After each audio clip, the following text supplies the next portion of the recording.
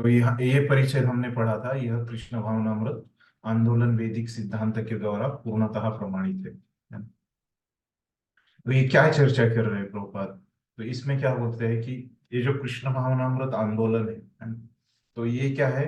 पूरा जो मतलब प्रभुपाद यहाँ पे भक्ति का प्रचार कर रहे हैं, वो क्या है? प्रभुपाद बता रहे कि वो कैसे शास्त्रों के ऊपर आधारित है ना। जैसे प्रभुपाद ने बताया, अभी तक क्या बताया प्रभुपाद ने, कि कैसे ये वैदिक शब्द प्रमाण में सबसे बड़ा प्रमाण क्या है? कि शास्त्रों का प्रमाण है ना। और फिर ये शास्त्रों किससे सुनने चाहिए? हमने एक व्यक्ति से, ऐसे एक प्रामाणिक व्यक्ति से सुनने चाहिए। वो क्या है? वो व्यक्ति एक खुद जिन्होंने एक गुरु से सुना है ना। एक उन्होंने भी अपने गुरु से श्रवण किया है ना। और क्या किया है उन्होंने? दूसरी योग्यता क्या थी? याद आ रही है किसी को?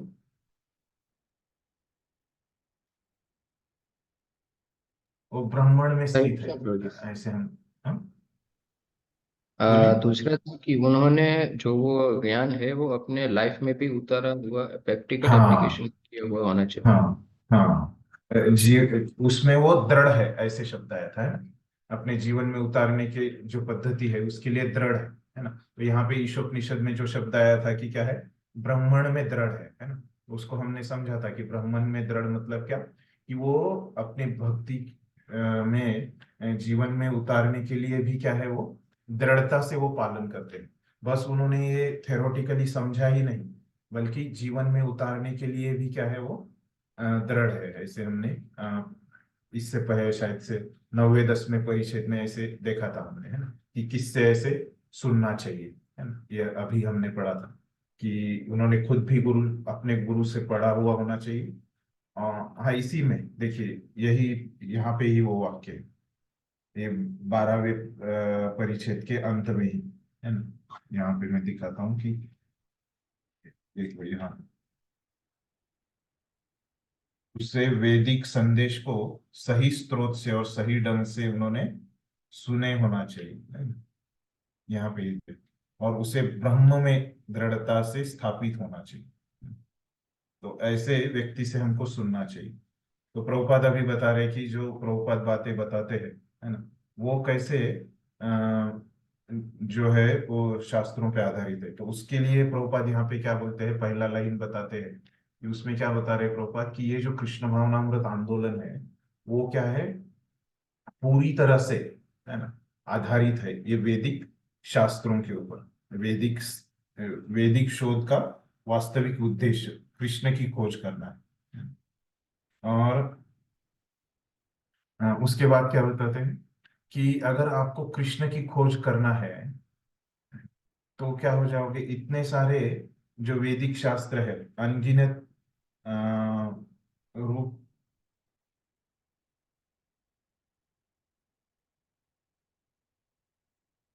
तो कृष्ण का क्या है? ये वैदिक शास्त्र, बहुत सारे वैदिक शास्त्र है ना। तो आप क्या हो सकते हो उसमें? ये बताते हैं यहाँ पे,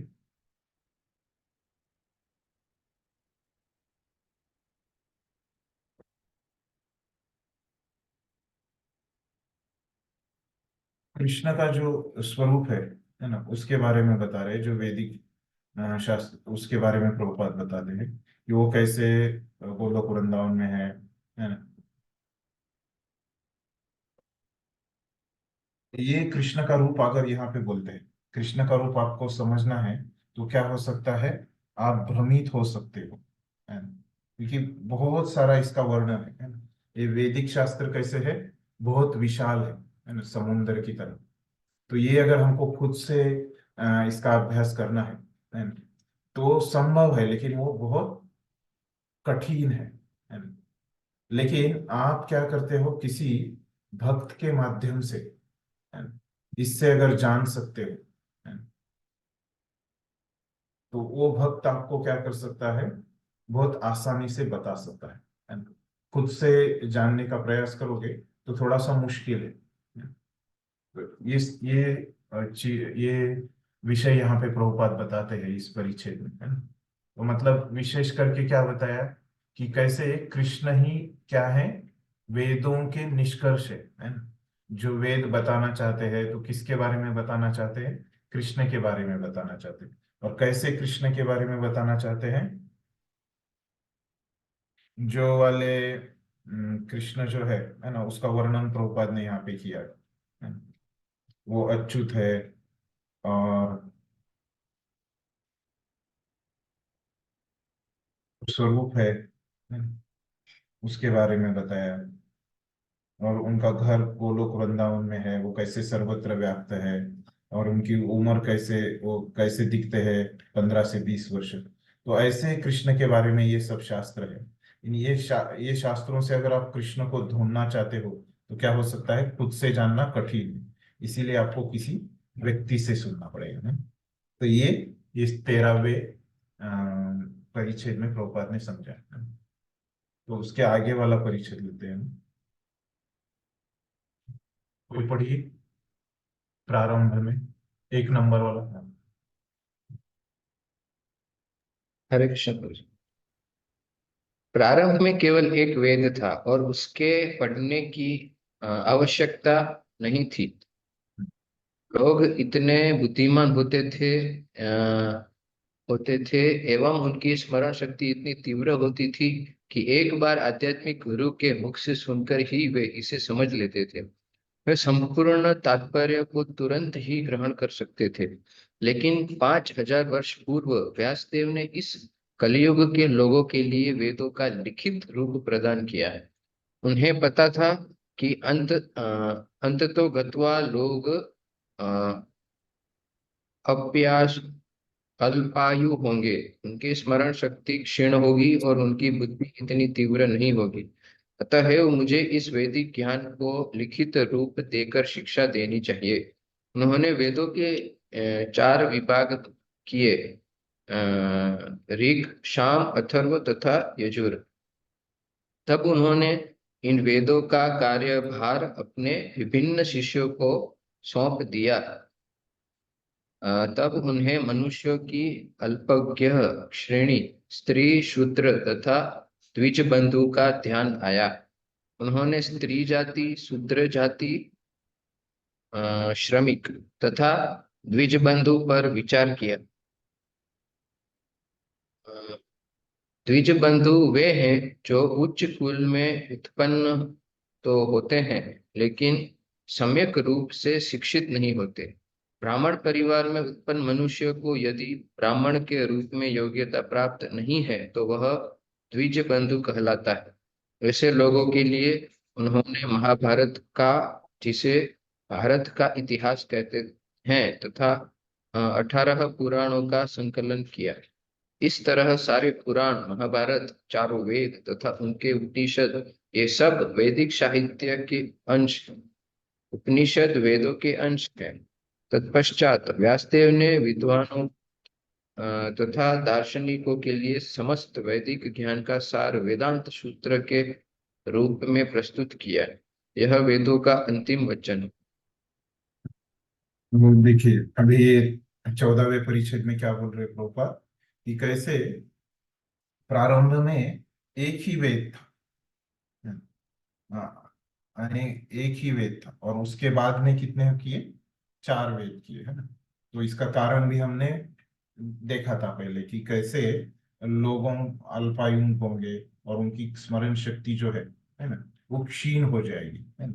उनकी बुद्धि उतनी तीव्र नहीं रहेगी, है ना। तो इसलिए क्या किया, एक वेदों का 4 इसमें की। किसने किया? व्यासदेव ने किया, है ना। ये पहले भी हमने चर्चा की थी। तो प्रभुपाद इसके बारे में बता रहे हैं। और फिर उसके आगे प्रभुपाद क्या बताते हैं कि क्यों किया ऐसे। जो व्यासदेव ने अपने शिष्यों को ये जो बताया था, है ना, कि आप ऐसे करो, है। तो ये क्यों उन्होंने किया, खास करके स्त्री, शूद्र तथा द्विज बंधु, है ना, ऐसे लोगों के लिए किया। तो स्त्री स्त्री शूद्र तो हमको समझ में आता है। तो द्विज बंधु क्या है ना? तो क्या है द्विज बंधु? जो उच्च कुल में उत्पन्न होते हैं लेकिन सम्यक रूप से शिक्षित नहीं होते, है ना, उनको द्विज बंधु बोलते हैं। आपने सुना है किसी द्विज बंधु का नाम अभी तक? इतिहास आपके इसमें अभ्यास में जो शास्त्र में जिसका उल्लेख है, मतलब जो है कि उच्च कुल में उत्पन्न हुआ है लेकिन सम्यक रूप से वो शिक्षित नहीं है ना? ऐसे किसी का नाम सुना आपने? महाराज वैण। महाराज वैण। वेन को तो बहुत हाँ, द्विजबंधु नहीं, मतलब वेन में भी वो गुण नहीं थे, क्षत्रिय के गुण नहीं थे, है ना? तो यहाँ पे जो द्विजबंधु शब्द बोला गया है ना, बराबर है, उनको भी बोल सकते हैं, लेकिन ये खास करके इनको बोला जाता है शास्त्रों में। ये जो अपने द्रोणाचार्य के पुत्र थे, अश्वत्थामा, है ना? तो उनको, क्योंकि क्या किया अश्वत्थामा, एक क्षत्रिय का कार्य करते थे, है ना? भले ही वो ब्राह्मण परिवार के थे, ब्राह्मण कुल में उनका जन्म हुआ था, द्रोणाचार्य गुरु थे, लेकिन वो क्षत्रिय का, इसलिए उनको द्विजबंधु कहा गया है महाभारत में। और भागवतम के पहले स्कंद में भी ये उल्लेख आता है उनके बारे में। तो ये ऐसे यहाँ तक प्रभुपाद ने बोला। फिर हाँ, उसी को बोला है, देखिए प्रभुपाद ने भी बोला है कि जो ब्राह्मण परिवार में जिनका जन्म होता है, आगे की लाइन में बोला, ब्राह्मण के रूप में योग्यता प्राप्त नहीं है ना, उनको खास करके द्विजबंधु बोला जाता है ना? तो खास करके ये जो ये अश्वत्थामा थे, है ना, वो कैसे ब्राह्मण परिवार में उनका जन्म हो गया था। फिर प्रभुपाद आते हैं कि फिर ये वेदों के बाद प्रभुपाद बोलते हैं इतिहास के बारे में, है, और 18 पुराणों के बारे में। तो हमने जब चर्चा कर रहे थे हम पहले दिन, इतिहास और पुराण, ये दोनों में क्या अंतर देखा था हमने, याद है किसी को? क्या अंतर रहता है ये इतिहास और पुराणों में? चर्चा किया था हमने।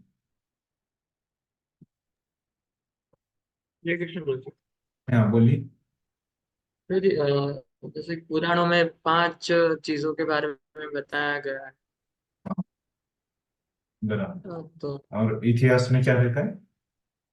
और इतिहास में एक मतलब कि जो डिसेंडेंट्स, मतलब कि उसको हाँ, तो एक ही मतलब हाँ, बराबर। वंशज जो होते हैं वो उसमें, और स्पेसिफिक एक कैरेक्टर के ऊपर मतलब इतिहास में बताया जाता हाँ, तो एक व्यक्ति के बारे में नहीं, तो एक कुल के बारे में ऐसे बताया जाता है इतिहास में। मतलब पुराणों में 5 विषय रहते हैं और इतिहास में उनमें से ही एक विषय पे लेके चर्चा की जाती है इतिहास में, है ना? तो ये, और ये इतिहास कैसे रहते हैं, जनरली ऐसे क्रम से रहते हैं, है ना? और एक इसमें अंतर ऐसे है, जैसे क्रम इतिहास ऐसे कैसे रहता है, ये हम देखते हैं कि कैसे भारत के इतिहास में होता है ना? कि पहले 1950 तक आ गया, फिर 1950 के बाद क्या हो गया, है ना? वैसे क्रम से बोलते हैं कि ये इसमें 1857 में मंगल पांडे ने उठाव किया, है ना? तो इस प्रकार से ऐसे ईसवी सन में बोलते हैं इतिहास में।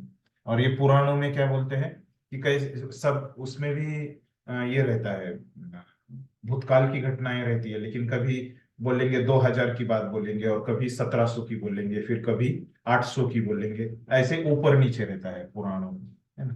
तो ये अंतर है इसमें इतिहास और पुराणों में, है ना? ये हमने इसकी चर्चा की थी। और फिर उसके बाद वैदिक सार, फिर अंत में बताते हैं कि वेदांत तो सूत्र है सबसे अंत में, प्रभुपाद बताते हैं, और यही वेदों का अंतिम वचन है। इस तरह से परिच्छेद में प्रभुपाद ने बोला है। तो देखते हैं हम ये परिच्छेद और इसके अगले वाला परिच्छेद में एक ही विषय के बारे में प्रभुपाद ने चर्चा की है। तो अगला परिच्छेद हम लेके, अंतिम परिच्छेद है ये प्रभुपाद के प्रवचन का। तो इसको हम देखेंगे, ये दोनों में क्या चर्चा की है हम थोड़ा देखते हैं। पहले ये परिच्छेद समझ के लेते हैं। तो कोई पढ़िए ये परिच्छेद।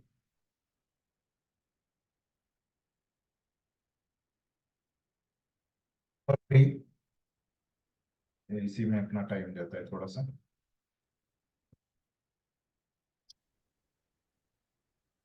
हाँ।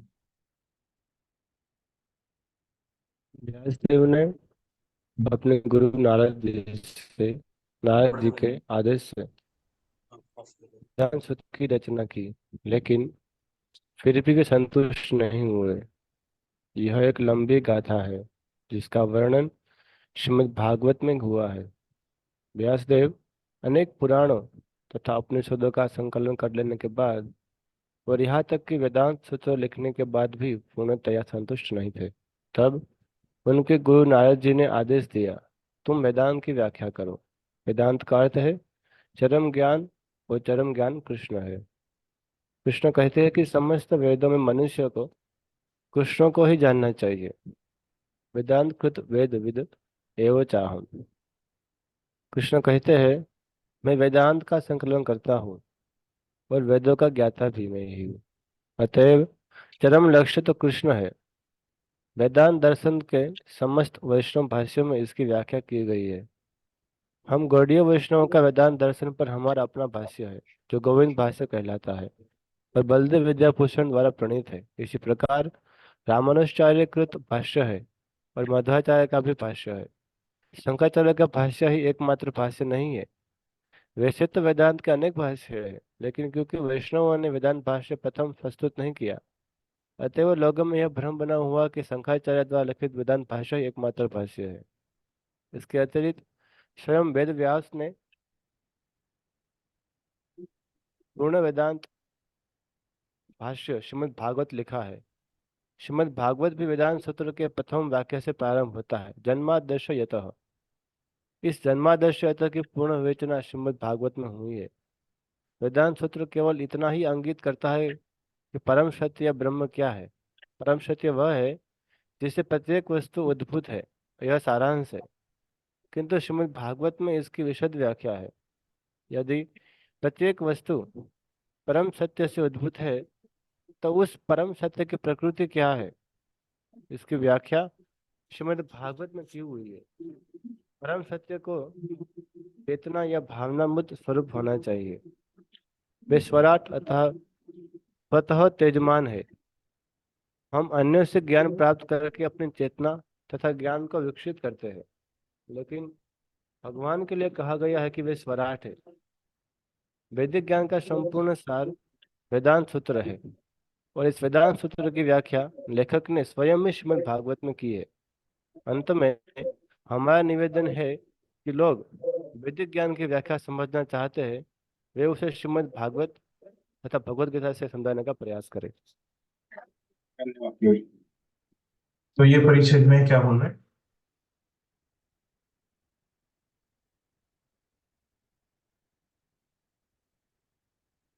ये परिच्छेद में प्रभुपाद विशेषता से बता रहे हैं कि जो व्यासदेव ने ये वेदांत सूत्र की भी रचना की है ना, लेकिन फिर भी क्या थे, वो असंतुष्ट थे। तो ये भागवतम के पहले स्कंद के चौथे, पांचवें, छठे अध्याय में इसका वर्णन आता है, ये लीला का, है ना, कि कैसे व्यासदेव ने सब वेदों की, वेदांत सूत्र की रचना की, है ना, तो फिर भी वो असंतुष्ट थे। और फिर उन्होंने क्या किया, वेदों का संकलन के बाद उपनिषदों का भी संकलन किया, है ना, फिर भी वो उनको संतुष्टि प्राप्त नहीं हुई, है ना। तो फिर उनके गुरु, है ना, तो वो अपने गुरु नारद मुनि के पास जाते हैं, है ना, और उनको पूछते हैं कि कैसे मैंने इतना शास्त्रों का अध्ययन किया, फिर भी मुझे संतुष्टि प्राप्त नहीं हो रही है। तो उनकी गुरु उनको बोलते हैं कि तुमने भगवान की लीलाओं का वर्णन नहीं किया है, बहुत अप्रत्यक्ष रूप से तुमने भगवान की लीलाओं का वर्णन किया है। तो इसीलिए तो तुम क्या करो, श्रीमद् भागवतम की रचना करो, जो कि वेदांत सूत्र पर क्या है, टीका है। तो इस प्रकार से नारद मुनि उनको आदेश देते हैं। तो इसीलिए फिर व्यासदेव श्रीमद् भागवतम की रचना करते हैं, है ना, जो कि वेदांत सूत्रों पे टीका है। तो प्रभुपाद बाद में बताते हैं कि कैसे अनेक अनेक शंकराचार्य उन्होंने भी टीका लिखी है ना। हमने बताया था कि कैसे ये शंकराचार्य ने जो वेदांत सूत्र पे टीका लिखी है ना, उसका नाम क्या है, शारीरिक भाष्य। मैंने पहले पहले क्लास में आपको बताया था। तो ये शारीरिक भाष्य बहुत पुराना, पहली व्यासदेव के बाद लगभग उनकी ही टीका है। व्यासदेव की कौन सी है, कि श्रीमद् भागवत, यानी उसके बाद उन्होंने ये टीका की है ना। तो इसीलिए क्या होता है कि ये जो श्रीमद् भागवतम, इसमें जो भगवान की लीलाओं का प्रत्यक्ष रूप से वर्णन है ना, तो प्रभुपाद यहाँ पे बताते हैं कि कैसे ये अनेक अनेक जो लीलाएं हैं, है ना, उसमें जो अ, प्रमुख लीलाएं हैं, है ना, उसमें कहाँ हो गया? तो ये श्रीमद् भागवतम में प्रत्यक्ष रूप से लीलाएं हैं, है ना। और प्रभुपाद बीच में ये शंकराचार्य के इसके बारे में भी बताते हैं कि कैसे लोगों को ऐसे लगता है कि उनका एक ही भाष्य है ना। लेकिन अनेक भाष्य है वेदांत सूत्रों पे, जैसे बलदेव विद्याभूषण में भी जो हमारी परंपरा में आते हैं, उन्होंने लिखा है, उसका नाम क्या है? गोविंद भाष्य। तो ये प्रभुपाद लिखते हैं और बोलते हैं कि वैदिक ज्ञान का जो संपूर्ण सार है वो क्या है? वेदांत सूत्र में। और ये वेदांत सूत्र का सार किसमें है? श्रीमद् भागवतम में किया है। तो प्रभुपाद निवेदन करते हैं कि आप भागवत और भगवत गीता, है ना, इनके माध्यम से आप ये वैदिक ज्ञान को, हमने चर्चा किया था कि कैसे समस्त वैदिक ज्ञान का जो सार है ना, ये किताबों में आता है, जो उपदेशामृत है, ईशोपनिषद है ना, फिर भगवत गीता है, भक्ति रसामृत सिंधु है, भागवतम है और चैतन्य चरितामृत है ना। हमने देखा था वो वेदों के सार के अपना जो ये हो गया था, क्लास हो गया था वो। तो प्रभुपाद भी यहाँ पे वही लिख रहे हैं कि ये जो वैदिक ज्ञान, अगर आपको पूरा वैदिक ज्ञान आपको समझने का आपको बहुत मुश्किल जाएगा, तो आप क्या कीजिए, भागवत और भगवत गीता के माध्यम से समझने का प्रयास कीजिए। इस तरह से लिख रहे हैं। तो ये दो परिच्छेद में, अंतिम दो परिच्छेदों में क्या चर्चा किया? मुख्यतः प्रभुपाद ने जो विषय चर्चा किए, है ना, तो अंतिम इसमें कैसे बताया कि कैसे ये वेदांत सूत्र का सार श्रीमद् भागवत है, और ये सब वेदांत सूत्र जो है वो वेदों का सार है ना। तो इसीलिए अगर आपको वेदों का सार चाहिए तो आप ये गीता और भागवत का अभ्यास कीजिए, है ना, इसके माध्यम से समझने का प्रयास कीजिए। ये अंतिम वाले परिच्छेद में ऐसे सारांश में बता दिया प्रभुपाद ने। और उसके पहले वाले 14वें परिच्छेद में क्या बोला था? 14वें परिच्छेद में प्रभुपाद बोलते हैं कि कैसे जो पहले एक ही वेद था उसके चार वेद हो गए, है ना, क्योंकि लोगों को वैसे नहीं है ना, तो लोगों की बुद्धि कम हो गई है ना, इस प्रकार से चार वेद हो गए। और फिर बोलते हैं कि ये चार वेदों के बाद क्या हो गया कि 18 पुराण हो गए और इतिहास हो गए, है ना। फिर उसके बाद उपनिषद हो गए, और ये उपनिषदों के बाद वेदांत सूत्र की, ये सब का जो सार है ये वेदांत सूत्र में है ना। ऐसे ये दो परिच्छेदों में चर्चा की है प्रभुपाद ने। तो क्या हम बोल सकते हैं, ये दो परिच्छेद को अगर हम मिला देंगे तो क्या बोल सकते हैं? सब वेदों का जो सार है वो किसमें है?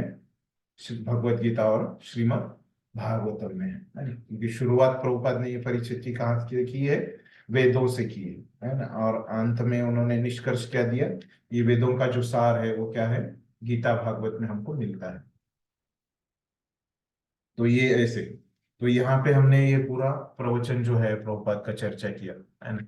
तो मोटा मोटी हमने क्या विषय चर्चा की है ये प्रवचन में? अभी हम यहाँ पे हमारा ये अध्याय खत्म होता है, तो संक्षिप्त में एक बार हम चर्चा करते हैं इसमें कि क्या क्या विषय प्रभुपाद ने इसमें चर्चा की है ना। तो मोटे मोटी देखोगे आप इसमें, तो प्रभुपाद ने क्या चर्चा किया है कि एक वेद क्या है ना, तो और उनको कैसे प्राप्त करना है ना, और क्यों हमने उनका अभ्यास करना है ना। तो पहले प्रभुपाद बताते हैं कि वेद मतलब क्या है कि समस्त ज्ञान है ना? तो अभी आपको कोई बोलेगा कि अभी ये वेद तो बहुत पुराने हैं, है ना, तो उनमें ज्ञान है, ठीक है, मुझे पता है ना, लेकिन ये जो ज्ञान है वेदों में बताया गया है, तो ये ज्ञान बहुत पुराना होने के कारण अभी की परिस्थिति को लागू नहीं हो सकता, है ना। ऐसे अगर कोई आपको बोलता है ना, तो कैसा है ये? सही है क्या? कोई आपको बोलता है कि ये वेदों का ज्ञान तो है ना, वो बहुत पुराना ज्ञान है, अभी की परिस्थिति में लागू नहीं होगा, तो क्या उत्तर दोगे आप? क्यों वो व्यक्ति वैसे बोल रहा है?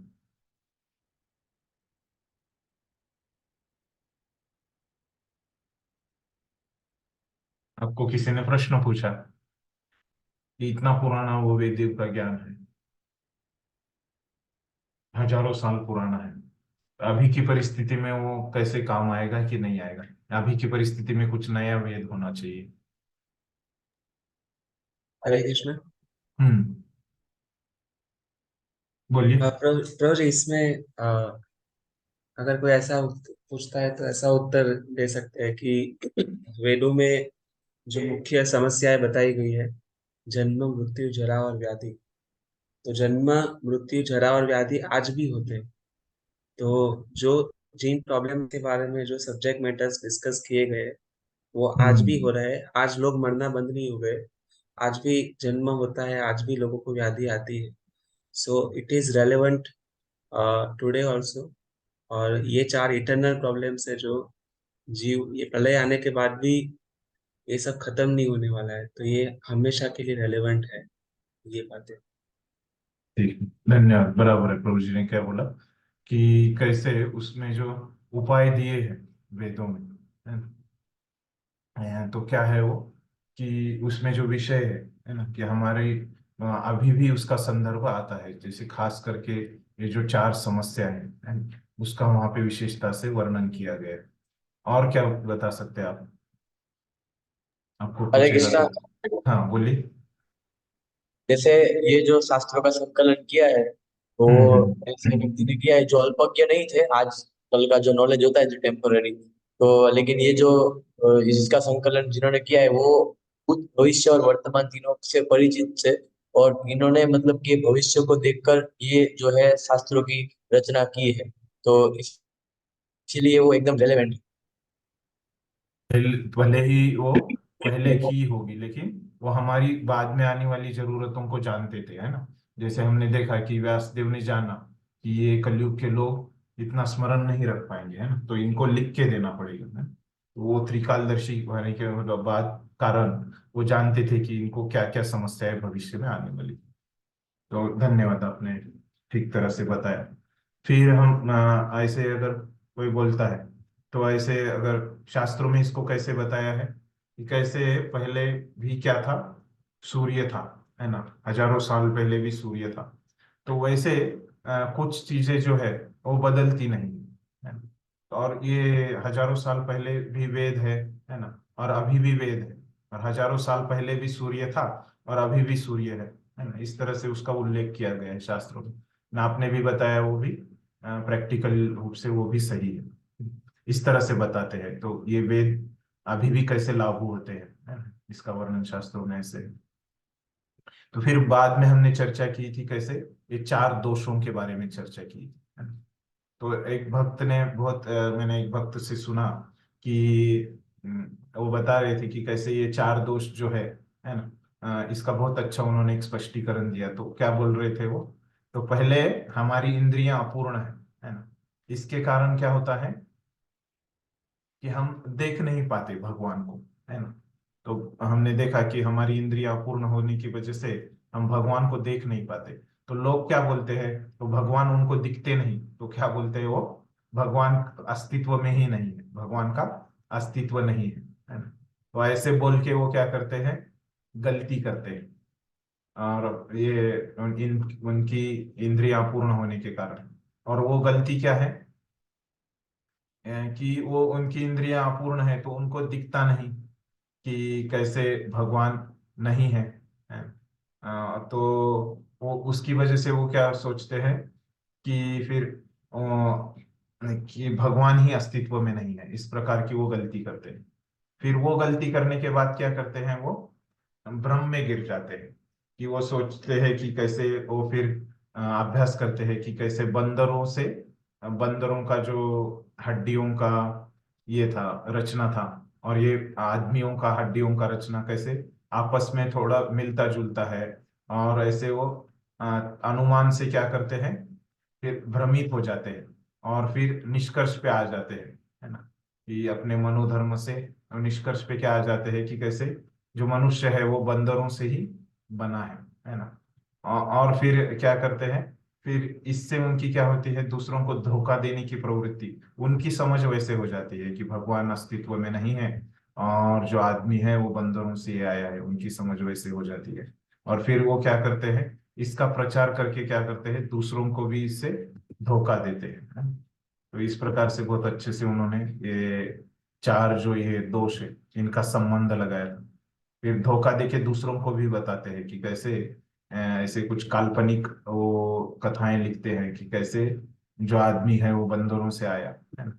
और इस प्रकार से वो दूसरों को भी फंसाते हैं, ये उनकी धोखा देने की, इस प्रकार से वो अपनी चार त्रुटियां दिखाते हैं।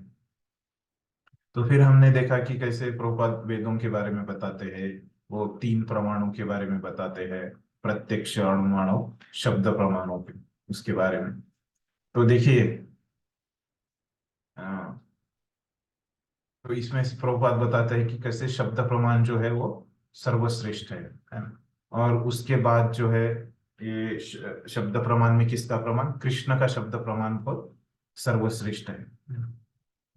तो इसीलिए फिर अंत में प्रभुपाद ने क्या बोला कि ये कृष्ण को अगर आपको जानना है तो एक व्यक्ति से आपको जानना पड़ेगा, और उसकी योग्यता क्या है, उसने भी खुद से गुरु शिष्य परंपरा में ये ज्ञान सुना है, ठीक से सुना है। और फिर बाद में बोलते हैं कि उसने बस सुना ही नहीं है, तो अपने जीवन में भी वो उतारता है ना। ये दो योग्यताएं बताते हैं, है ना। तो फिर उसके बाद फिर बताया कि कैसे वो व्यक्ति से फिर हमको क्या सुनना चाहिए कि शास्त्रों का जो स्वार है ना, गीता भागवत, ये जो वेदों का सार है वो हमको सुनना चाहिए, है ना। इस तरह से संक्षिप्त में ये प्रभुपाद का पूरा प्रवचन हमने देखा।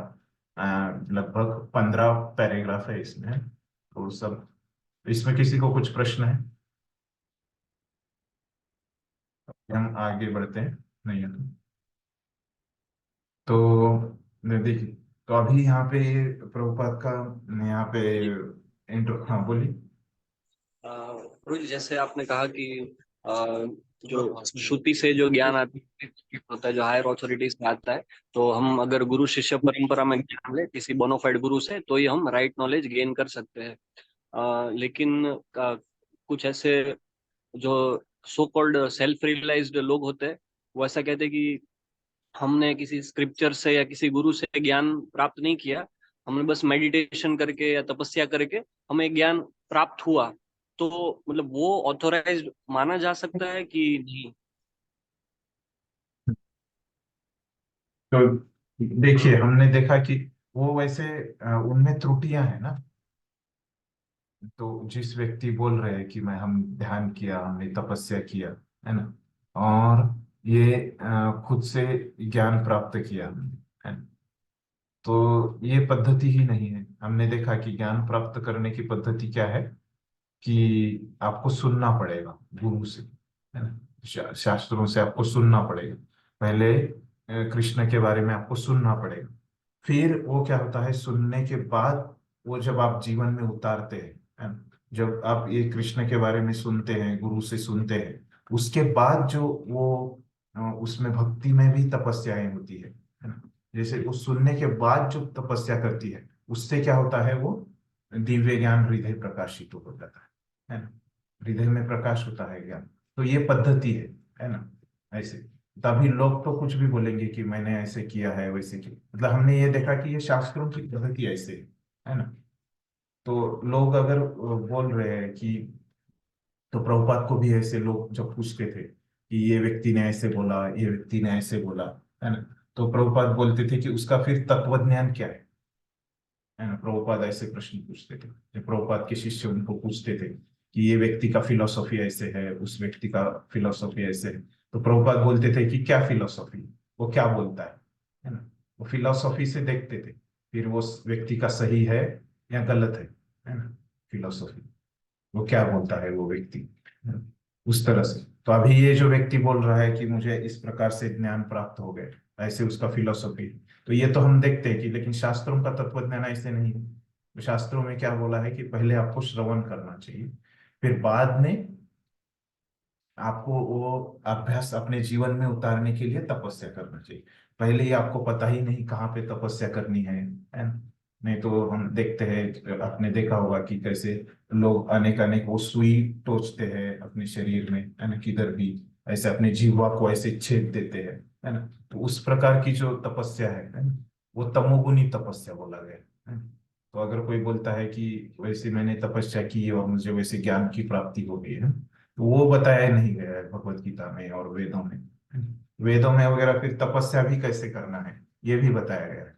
जैसे हम क्या करते हैं, एकादशी का व्रत करते हैं, 16 माला का जप करते हैं, सुबह जल्दी उठते हैं, है ना, अपना सुबह का कार्यक्रम होता है, मॉर्निंग प्रोग्राम। तो ये सब तपस्या है जिसका शास्त्रों में वर्णन किया गया है। तो इस प्रकार की तपस्या करना चाहिए, है ना कि हम ऐसे जाके ध्यान करते हैं या कहीं जंगल में जाके ध्यान करते हैं, है ना। तो इस प्रकार की तपस्या वो है, लेकिन उतनी ये जो भक्तिमय तपस्या है उसकी तुलना में वो उतनी श्रेष्ठ नहीं है ना। उसमें से जो ज्ञान मिलेगा वो थोड़ा कम दर्जा वाला ज्ञान है। इस प्रकार से समझ गया प्रोजेक्ट को? ठीक है, मतलब अभी जो बोल रहे हैं वो व्यक्ति की कि मैं ऐसे जाके एक उधर तो तपस्या किया झाड़ के नीचे और मुझे ज्ञान प्राप्त किया, तो उनका जो ये तत्व ज्ञान है पहले तो वही गलत है। कि उस प्रकार से हमको बोला ही नहीं गया कि हमको ज्ञान प्राप्त करना गया है। वेदों की जो पद्धति है ज्ञान प्राप्त करने की वो क्या है कि शब्द प्रमाण से ज्ञान प्राप्त किया जाता है, वो उसने नहीं किया, तो मतलब वो गलत है। हाँ, ठीक। ओके प्रभु जी, अंडरस्टूड। हम्म। तो ये प्रवचन जो दिया था प्रभुपाद ने, तो अभी इसके बाद हम यहाँ पे ईशोपनिषद में प्रवेश करेंगे, है ना। जो अपना हमने देखा था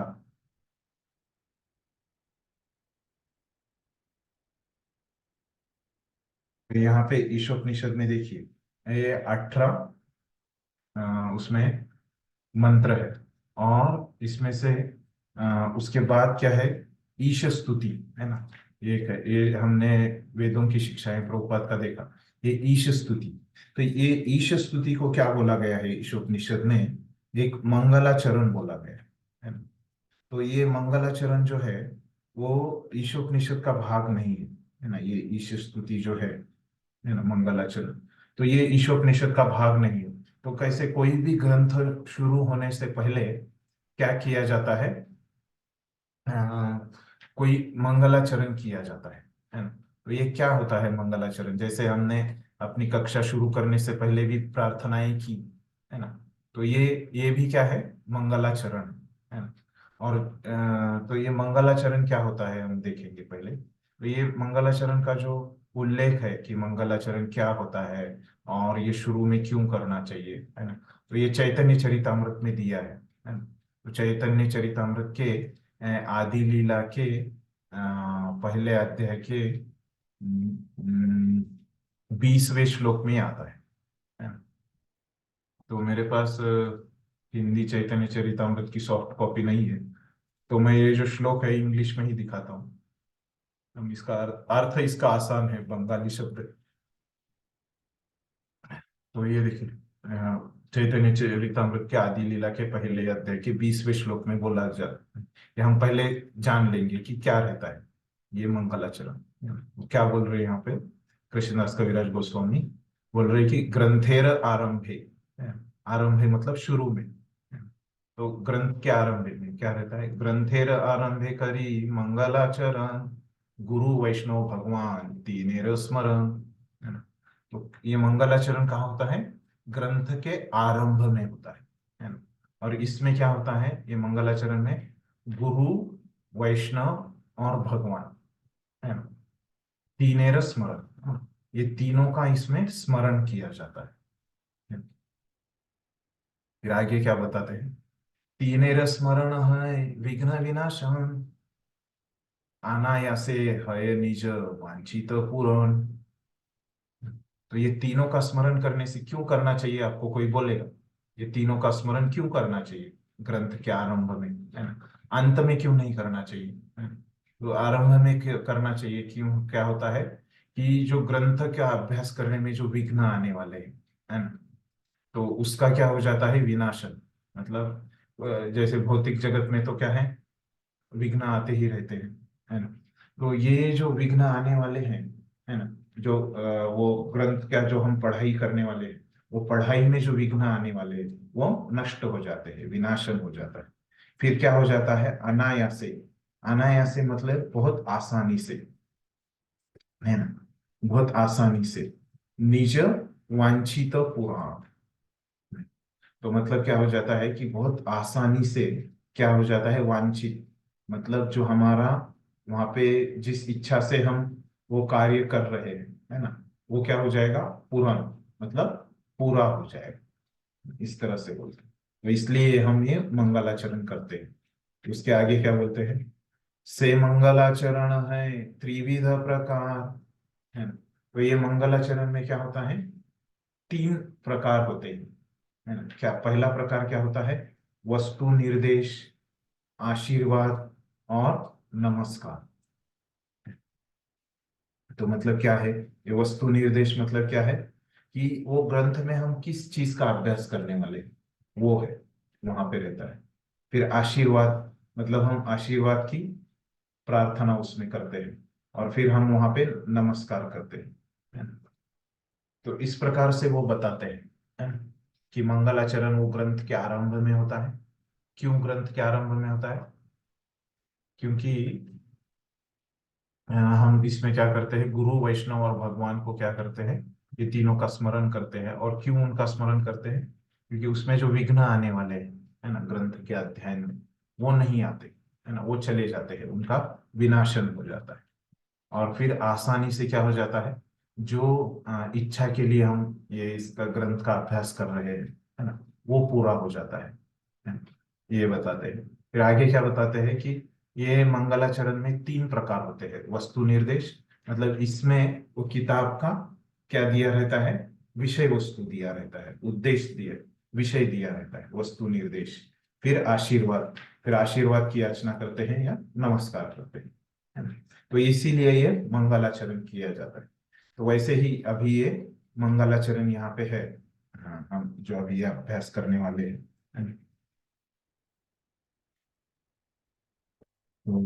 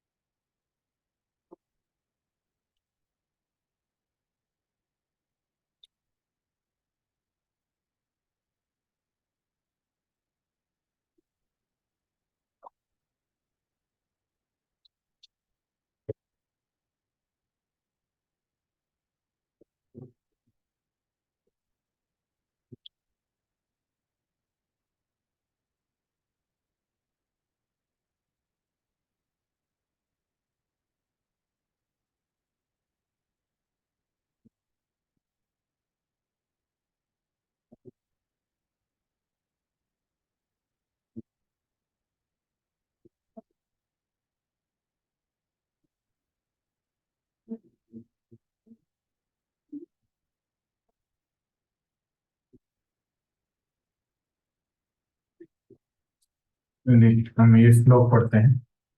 ओम पूर्णमद पूर्णमिदं पूर्णात् पूर्णमुदच्यते पूर्णस्य पूर्णमादाय पूर्णमेवावशिष्यते।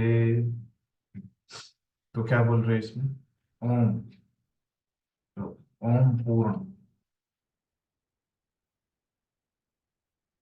इसका हम अर्थ देखते हैं पहले। तो ओम पूर्ण मतलब क्या बोल रहे हैं कि ओम पूर्ण, सभी तरह से। ओम का अर्थ क्या है, पूर्ण, फिर पूर्णम क्या हुआ, सभी तरह से पूर्ण। अदह मतलब वह, पूर्णम मतलब पूर्ण, इदम मतलब यह व्यवहार, है ना, ये जगत। इदम मतलब पूर्ण, पूर्ण से, पूर्ण, पूर्ण इकाई, उदच्यते उत्पन्न होता है, पूर्णस्य पूर्णतः, पूर्णम पूर्णतः, सब आदाय लेने पर, पूर्णम पूर्ण संतुलन, एव ही अवशिष्यते बचा रहता है। अर्थ क्या बता रहे? भगवान पूर्ण है और क्योंकि वे पूरी तरह परिपूर्ण है, अतः अतएव उनके सारे उद्भव तथा यह व्यवहार जगत पूर्ण के रूप में परिपूर्ण है। पूर्ण से जो कुछ उत्पन्न होता है वह भी अपने में पूर्ण होता है क्योंकि वे संपूर्ण है। अतएव उनसे यद्यपि न जाने कितनी पूर्ण इकाइयां उद्भूत होती है तो वे भी पूर्ण होते हैं। तो बहुत ऐसे अभी पढ़ के ऐसे लगता होगा कि बहुत मुश्किल है, तो सब पूर्ण पूर्ण पूर्ण है, इस तरह से लग रहा है, तो सर घूम सकता है। तो हम देखते हैं कि क्यों इतने मुश्किल भाषा में उन्होंने इस तरह से वो लिख रहे हैं श्लोक। तो देखिए, हमको पता है कि हमने चर्चा किया कि ये जो ईशोपनिषद उपनिषद रहते हैं, है ना, किसके लिए रहते हैं, कौन पढ़ता है, खास करके हमने चर्चा की थी।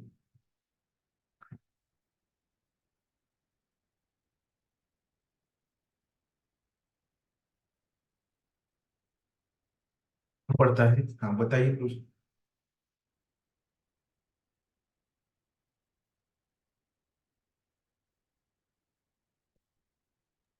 वेरी चंद्र जी। कौन पढ़ता है हाँ, उपनिषद? जो जी स्कॉलर्स जो होते हैं। हाँ, जो ज्ञानी लोग रहते हैं, है ना। और वो क्या, जो ज्ञानी लोगों को कुछ आप आसानी से बताओगे, एक सीधी सादी बात आप उनको बताओगे, है ना, तो उनको वो उतनी अच्छी नहीं लगेगी, है ना। तो उनको कुछ तो ऐसे चाहिए रहता है कि वो उनका बुद्धि चलाने के लिए कुछ तो उनको एक वस्तु चाहिए रहता है ना। तो इसीलिए उनको इस तरह से बताया जाता है ना। अ, ये इतनी मुश्किल भाषा में बताया जाता है ना, ये इसका कारण है ना। ये इतने अलग अलग इसमें बहुत मुश्किल शब्द इस्तेमाल किए जाते हैं, है ना। जैसे यहाँ पे बहुत पूर्ण पूर्ण पूर्ण, है ना, ये लगभग 7-8 बार ये पूर्ण शब्द किया है ना। और हर बार ये पूर्ण का अर्थ अलग अलग है, ये 7-8 बार भी जो है ना। तो कभी कभी ये सेम भी है, कभी अलग भी है ना? तो यहाँ पे क्या बताया जाता है, पहले हम ये समझेंगे, है ना। तो यहाँ पे जो बताया जा रहा है कि ये जो परम सत्य रहता है ना, जो एब्सोल्यूट ट्रूथ इसको जो हम बोलते हैं, तो वो बताया जा रहा है कि कौन है पूर्ण पुरुषोत्तम भगवान, कौन है ना, उनके क्या गुण धर्म है ना, ये यहाँ पे विषय है इसका, है ना। हाँ, तो ये समझना बहुत जरूरी है कि वो एक पूर्ण पुरुषोत्तम भगवान कैसे एक व्यक्ति है। तो अभी यहाँ पे कैसे किस डायरेक्टली ऐसे कभी बोला नहीं है, आप देखोगे इसको, तो यहाँ पे क्या बोला है कि वे परिपूर्ण है ना, भगवान शब्द इस्तेमाल किया है ना, पूर्ण पुरुषोत्तम भगवान, भगवान पूर्ण है, लेकिन भगवान का कुछ नाम वगैरह इन्होंने नहीं बताया, है ना। कि क्यों ऐसे किया उन्होंने, क्योंकि ये जो ईशोपनिषद है हमने देखा, ये क्या करते हैं, जो कर्मकांडी लोग रहते हैं, कौन रहते हैं कर्मकांडी लोग, पता है आपको? ये कर्मकांडी लोग क्या रहते हैं, इस जगत को ही वो क्या करना चाहते हैं, आनंद लेना चाहते हैं इस जग में ही, वो स्वर्ग में जाना चाहते हैं, है ना। ये यज्ञ वगैरह करके इस जगत में ही वो आनंद लेना चाहते हैं।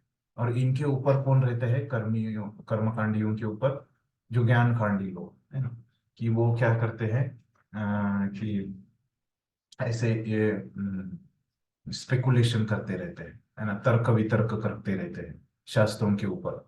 तो उनके लिए ये उपनिषद है। तो ये क्या करता है, ये कर्मकांडी लोगों को ज्ञान कांड में लेके जाने का काम क्या करते हैं, ये उपनिषद करते हैं, है ना। इसीलिए क्या रहता है, अभी कर्मकांडी लोगों को आप डायरेक्टली बताओगे कि ये भक्ति करो, है ना, तो वो कुछ लोग कर सकते हैं लेकिन सब लोग नहीं कर पाएंगे, है ना। तो ये जो है उपनिषद क्या काम करते हैं, ये कर्मकांडी लोगों को धीरे धीरे, है ना, जो कर्मकांडी लोग ये दुनिया में क्या करना चाहते हैं, सबसे अच्छा भौतिक जीवन जीना चाहते हैं, है ना। तो उनको बताते हैं कि कैसे ये सब, ये दुनिया, भौतिक दुनिया ही क्या है, नश्वर है ना। और तुम ये जो देवी देवताओं की पूजा कर रहे हो, इंद्र, चंद्र, सूर्य, अग्नि, वरुण, वायु, है ना, इनकी जो तुम पूजा कर रहे हो, वो क्या है, इससे तुम को एक दिन ये सब छोड़ के ही जाना है, इस जगत को, है ना।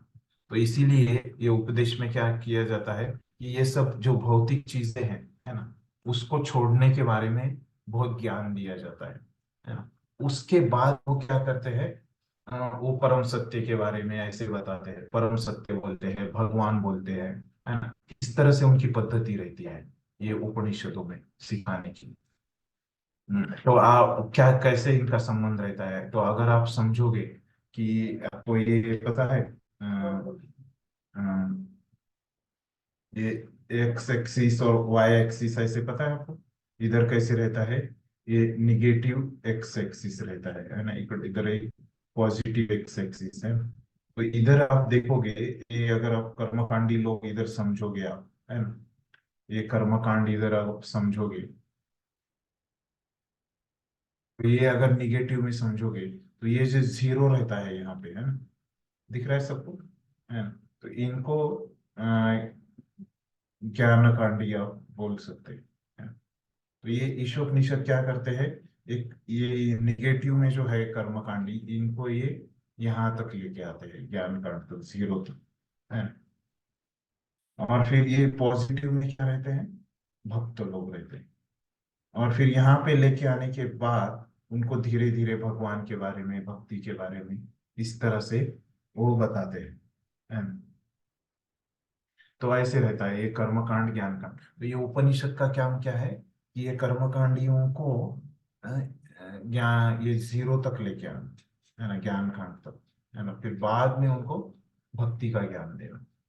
तो इसलिए क्या होता है, ये ये उपनिषद है ना, वो इस तरह से वो बात करते हैं कि भगवान शब्द का वो नाम नहीं लेते, है ना, कि कृष्ण ही भगवान है ना, ये वो नहीं बताते, है ना, परम सत्य या भगवान, इस तरह से वो शब्द इस्तेमाल करते हैं। तो प्रभुपाद भी वैसे ही करते हैं, अपने जो टीका है उनकी प्रभुपाद की इस उपनिषद के ऊपर, उसमें भी प्रभुपाद वैसे ही करते हैं, है ना, ताकि क्या हो जाए, जो मायावादी लोग है ना, तो वो उनको क्या किया जाए, जो मायावादी लोगों की व्याख्या है ना, मायावादी लोगों की जो व्याख्या है, जो जैसे मायावादी लोग कभी कृष्ण का नाम नहीं लेते हैं, और अनेक जैसे शब्द इस्तेमाल करते हैं, ब्राह्मण, पर ब्राह्मण, है ना। वैसे ही प्रभुपाद आप देखोगे अभी यहाँ पे इसमें बोला कृष्ण के बारे में उन्होंने अपने प्रवचन में बोला, लेकिन यहाँ पे जब वो टीका लिखते हैं, है ना, तभी वो कृष्ण के बारे में कभी स्पष्टता से बोलते नहीं प्रभुपाद। जैसे देखिए यहाँ पे अभी अनुवाद में भी प्रभुपाद ने कृष्ण का नाम नहीं डाला है ना। तो ऐसे ही प्रभुपाद भी ये ईशोपनिषद की जो पद्धति है उसी को फॉलो करते हैं यहाँ पे, है ना? और उसी को फॉलो करते हुए प्रभुपाद लिखते हैं। और फिर उसके बाद प्रभुपाद भी कैसे, अभी आप हम आगे जाएंगे तो उसमें प्रभुपाद एक शब्द लिखते हैं कि कैसे पर ब्रह्मन का परिवार होता है। तो मतलब ये क्या है कि कृष्ण का परिवार होता है, कृष्ण के माता पिता है, लेकिन प्रभुपाद वहां पे नहीं बताते कि कृष्ण शब्द नहीं बताते, है ना। प्रभुपाद भी वही पर ब्रह्म होते। क्यों प्रभुपाद ऐसे करते हैं, ताकि ये मायावादी लोग जब ये पढ़ेंगे तो क्या हो जाएगा, उनको एक अपनापन इसमें लगेगा कि उनके ही शब्द यहाँ पे लिए गए हैं, और फिर उन शब्दों से उनको भक्त बनाया जाए, है ना। इसीलिए प्रभुपाद भी उस तरह के ही इसमें तात्पर्य देते हैं, है ना। जो कि मायावादी लोग उससे रिलेट कर पाएंगे, अपना समझ पाएंगे, है ना। इस प्रकार के तात्पर्य लिखते हैं। तो ये हो गया कि ये इस तरह से इन्होंने मुश्किल भाषाएं क्यों इस्तेमाल की है उसके बारे में, है ना। तो अभी ये इसमें क्या विषय क्या है ना। जैसे हम मैंने बताया था कि ये मंगलाचरण जो रहता है, इसमें क्या रहता है, वस्तु निर्देश रहता है, मतलब ये किताब में क्या विषय है ना, ये मंगलाचरण में बताया जाता है ना। तो अभी ये ईशोपनिषद में क्या विषय है, ये यहाँ पे बताया जा रहा है। तो क्या है वो विषय, यहाँ पे बताते हैं कि भगवान का विषय है, एब्सोल्यूट ट्रूथ, भगवान है ना। तो ये भगवान के बारे में, क्योंकि ये हमने देखा था ईश शब्द का अर्थ क्या होता है, ईश्वर, है ना। तो ये भगवान के बारे में इस ईशोपनिषद में बताया गया है। तो ये यहाँ पे ही वस्तु निर्देश है इसका, ये हम देख सकते हैं इस मंगलाचरण से। फिर उसके बाद इस मंगलाचरण में बार बार यहाँ पे ये पूर्ण शब्द का इस्तेमाल हुआ है ना, कंप्लीट कंप्लीट कंप्लीट, है ना। तो ये क्या होता है, ये क्यों ऐसे इस्तेमाल किया है, क्योंकि वो उनका भगवान का गुणधर्म बता रहे हैं कि भगवान कैसे पूर्ण है ना। उनसे जो कुछ भी आने आने वाला है ना, वो भी पूर्ण है ना। तो जीव भी पूर्ण है। तो इसीलिए इस प्रकार के पूर्ण पूर्ण ये शब्द इस्तेमाल किए जाते हैं। देखिए अभी हम इसमें जाते हैं, अनुवाद में जाते हैं कि अनुवाद में क्या बताया गया है। तो अनुवाद में क्या बता रहे हैं कि भगवान पूर्ण है ना। तो ये कौन सा शब्द है, ओम पूर्णमदः, है। फिर उसके बाद ओम पूर्णमदः पूर्णमिदम्। तो यहाँ पे क्या बता रहे, भगवान पूर्ण है और क्योंकि वे पूरी तरह परिपूर्ण है, अतएव उनके सारे उद्भव तथा यह व्यवहार जगत है। तो उनके सारे उद्भव मतलब क्या है, कि उनसे जो कुछ भी आ रहा है ना। सारे उद्भव मतलब उनसे जो कुछ भी निकल रहा है ना। वैसे ये भौतिक जगत किससे निकलता है, व्यवहार जगत, है ना। भौतिक जगत को क्या बोला है यहाँ पे, व्यवहार जगत ऐसे बोला है। तो ये व्यवहार जगत किससे आता है, भगवान से आता है ना। तो इसीलिए क्या है, वो व्यवहार जगत क्या है, परिपूर्ण है ना। तो मतलब तो इसको क्या बोला है, कि भगवान को पूर्ण मदः, है ना, ये शब्द है श्लोक में। और ये व्यवहार जगत को क्या बोला है, पूर्ण मिदम, है ना। ओम पूर्णमदः पूर्णमिदं, है ना। पूर्णात् पूर्ण मुदच्यते, है ना। और क्या बोल रहे हैं यहाँ पे कि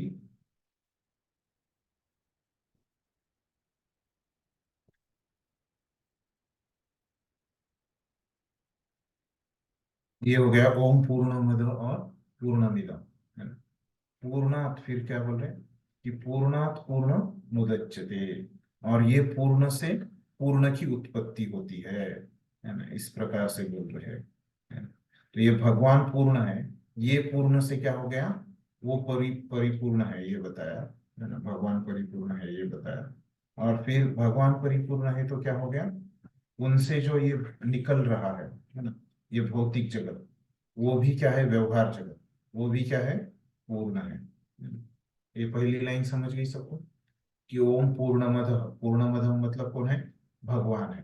पूर्णमिदम मतलब कौन है, ये व्यवहार जगत जो भी उनसे निकलता है ना। और पूर्णात मतलब पूर्ण से जो निकल रहा है ना। और पूर्णम उदच्यते, उदच्यते मतलब उत्पन्न हो रहा है ना। जो पूर्ण से उत्पन्न हो रहा है वो भी क्या रहता है, पूर्णम रहता है। समझ गया पहली लाइन। तो क्या हो गया इसका अर्थ पहली लाइन का, कि मतलब भगवान पूर्ण है ना। और भगवान से ये भौतिक जगत निकल रहा है ना। और भगवान पूर्ण होने के कारण पूर्ण से जो भी निकलता है वो क्या है, पूर्ण होता है। तो समझ गया किसको समझा नहीं, क्या पहला लाइन, ऐसे कोई है, समझ गए सब। ठीक, दूसरा लाइन देखते हैं। तो दूसरा लाइन क्या है, पूर्णस्य पूर्णमादाय,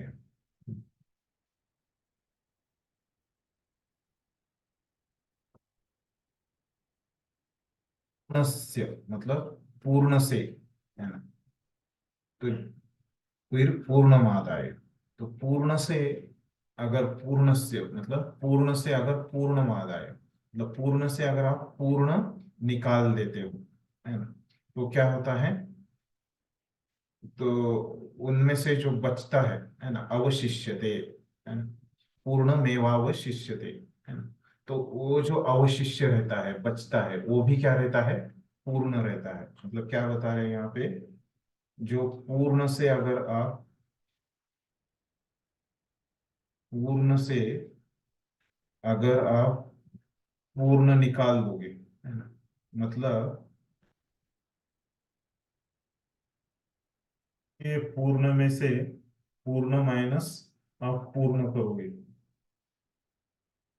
है ना, तो क्या बचता है, पूर्ण ही बचता है ना। तो इस प्रकार से बोल रहे हैं। मतलब ये पहले भगवान वाला पूर्ण है, उनसे निकला क्या, ये भौतिक जगत, है ना, जो भी पूर्ण है। तो भगवान से जब ये भौतिक जगत निकलता है, वो भी पूर्ण है, तो बचता क्या है, वो भी पूर्ण है। नहीं, ऐसे नहीं होता कि भगवान में से कुछ चला गया, है ना, इस प्रकार से नहीं होता, है ना। ऐसे दूसरे लाइन है। समझ गया अर्थ, किसी को समझाने और ऐसे कोई है? हाँ, बोलिए, बोलिए, किसी को समझाने पूछ सकते हैं। हो गया हमारा पूरा, दोनों लाइन का अर्थ हो गया। हरे कृष्णा। बोलिए, बोलिए। आप प्रभु जी वो थोड़ा प्रश्न पूछ रहे थे कि वो तो ऐसा बताया जाता है कि भौतिक जगत जो है वो इम्परफेक्ट है, हाँ, वो चर्चा करेंगे, तात्पर्य में नहीं है, आएगा। तो आएगा, आएगा, तात्पर्य में लिखते हैं प्रभुपाद उसके बारे में। अगर आप तात्पर्य का चर्चा करने के बाद भी आपको ये प्रश्न रहता है, तो बाद में आप पूछिए, हाँ? जब हम तात्पर्य का चर्चा करेंगे तो आपके प्रश्न का उत्तर मिल जाएगा। ठीक है। हरे हरे कृष्ण। और कि दूसरा किसी का कुछ प्रश्न, हाँ बोलिए। जैसे कि बोला कि पूर्ण मतलब कि भगवान में से पूर्ण को निकालना है, तो जो दूसरा जो पूर्ण निकालना है वो खाली वो मटेरियल वर्ल्ड की बात है। हाँ, मतलब अभी भाषांतर, भाषांतर से आपको उतना ही समझ में आ रहा है। प्रभुपाद तात्पर्य में लिखते हैं कि जीवों के बारे में, क्योंकि हम जीवों को, हम क्या है, प्रभुपाद क्या बताते हैं कि जीव क्या है, भगवान का अंश है, पार्ट एंड पार्सल, है ना।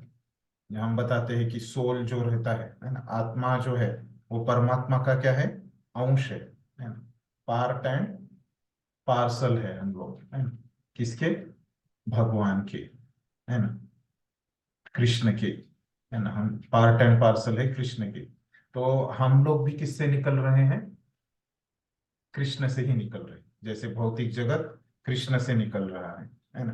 तो हम लोग भी क्या है, जो जीव है, जीव, जीवात्मा जो है, वो भी क्या है, पूर्ण है ना। प्रभुपाद इसमें तात्पर्य में आएगा ये, है ना, कैसे जीवात्मा पूर्ण है, भौतिक जगत कैसे पूर्ण है ना, हम चर्चा करेंगे।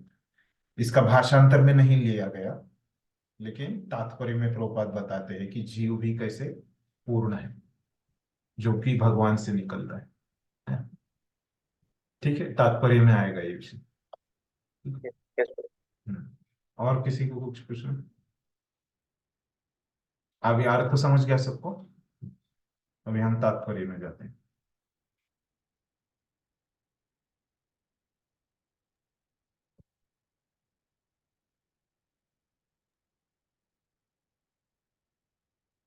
तो किसका कहाँ तक आया था, पहला परिच्छेद पढ़िए।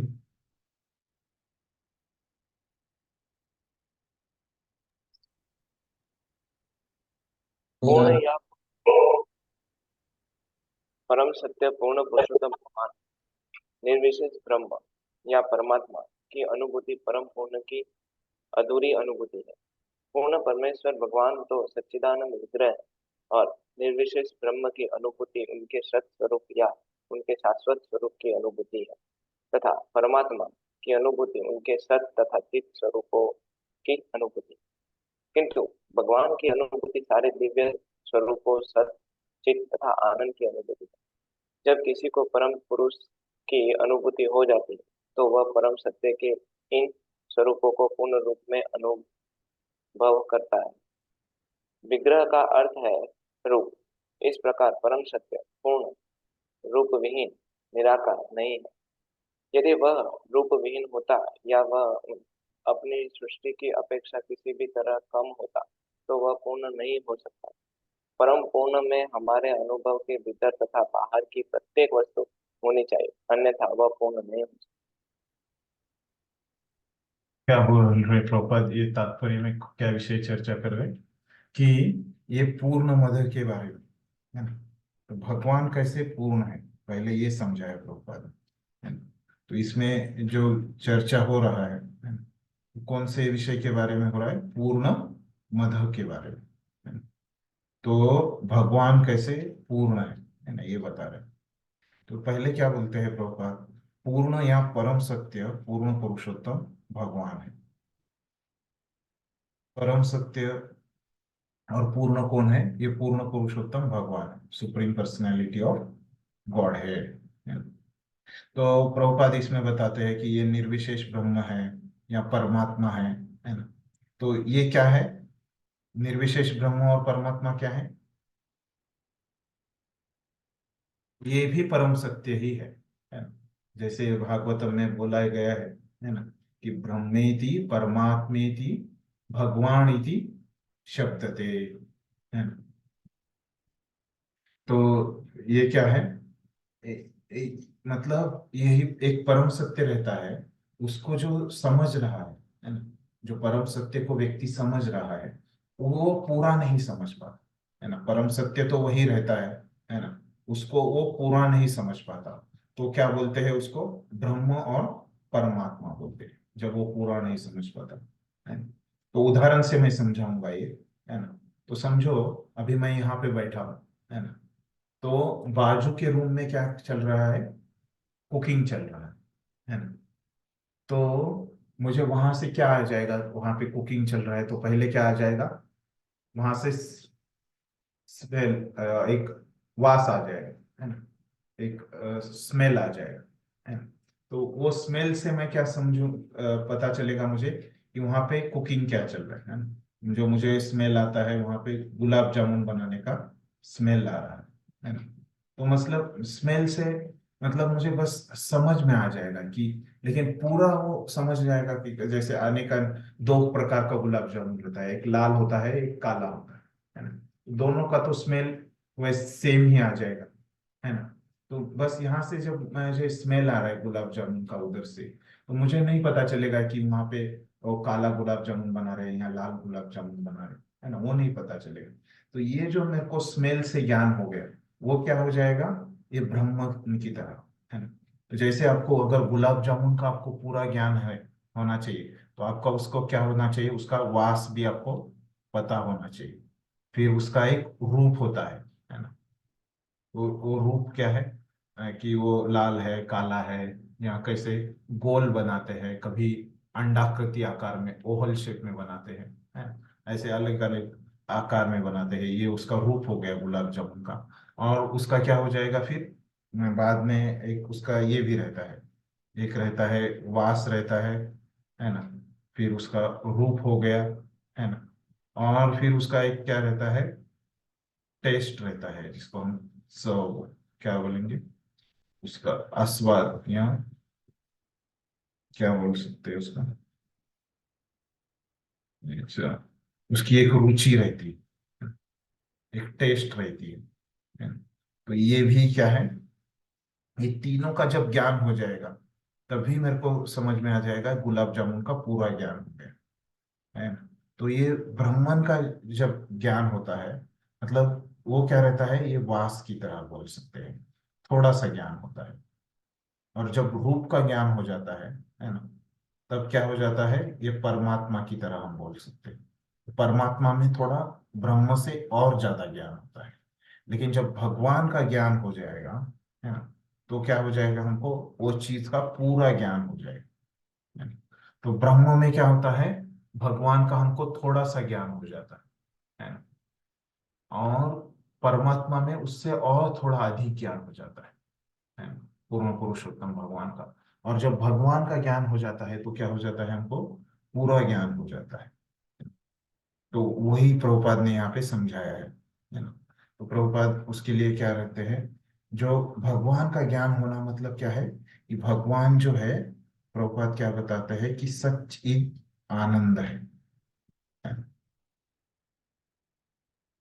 ये तीनों का अगर ज्ञान हो जाता है ना, सत चित और आनंद, है। ये तीनों का ज्ञान अगर आपको हो जाता है तो क्या हो जाता है, भगवान का ज्ञान होता है। और वो सच्चिदानंद में से बस सत का होता है। सत मतलब क्या, कि शाश्वत रूप है, भगवान का एक शाश्वत रूप है। वो अगर आपको ज्ञान हो गया तो आपको कौन सा ज्ञान हो गया, ब्राह्मण का ज्ञान हो गया। और ये ब्राह्मण का ज्ञान होता है, और इसमें जो व्यक्ति रहता है उसको ऐसे ब्राह्मण का ज्ञान होता है, उसको क्या बोलते हैं, ज्ञानी बोलते हैं, है ना। तो ज्ञानी को क्या हो जाता है, यहाँ पे मैं दिखा रहा हूँ आपको कि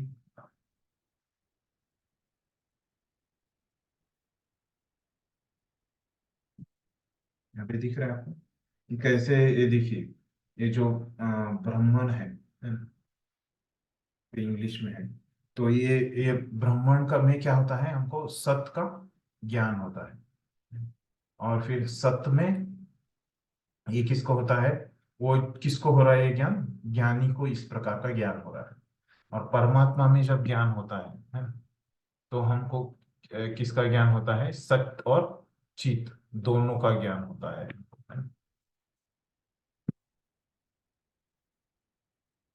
और ये ऐसे किसको होता है, योगी को होता है ये परमात्मा का ज्ञान। और जब भगवान का ज्ञान होता है तो क्या होता है, सच्चित और आनंद का ज्ञान होता है। और वो ज्ञान किसको होता है, भक्त को ज्ञान होता है। ये हो गया पूर्ण ज्ञान। समझ गए, तो ये परिच्छेद में प्रभुपाद क्या बता रहे हैं।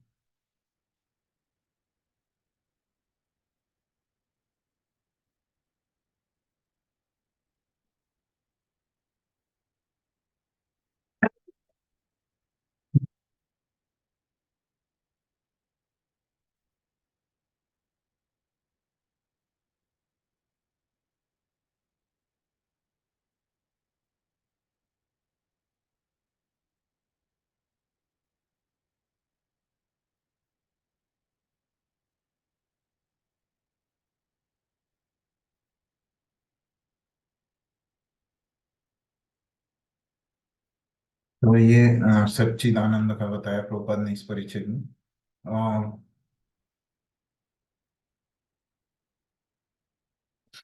तो आगे क्या बता रहे हैं कि जो परम सत्य है वो रूप विहीन नहीं है।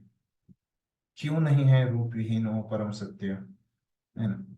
कि मतलब परम सत्य हमने बोला कि वो क्या है, पूर्ण है ना। यहाँ पे दिया है पूर्ण।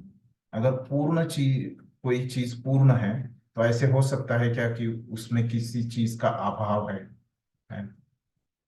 अगर परम सत्य पूर्ण है तो उसमें रूप का अभाव कैसे हो गया, रूप का अभाव उसमें हो सकता है क्या, नहीं हो सकता, है ना।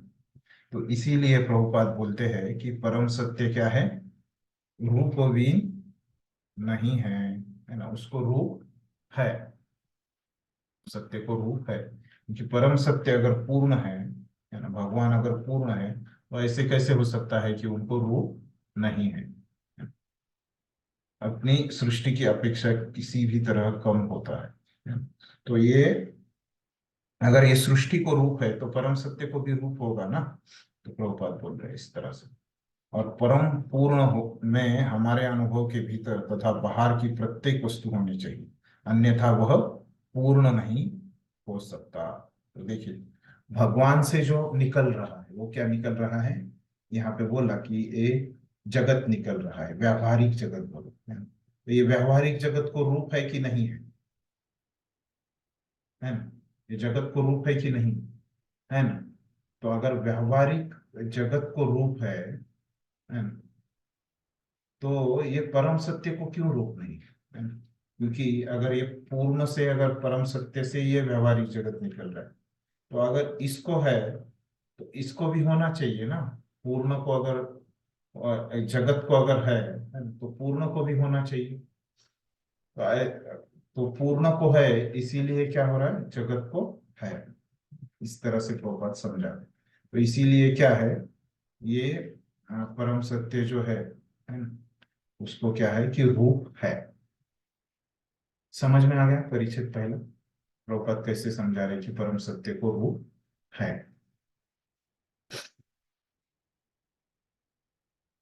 ठीक है।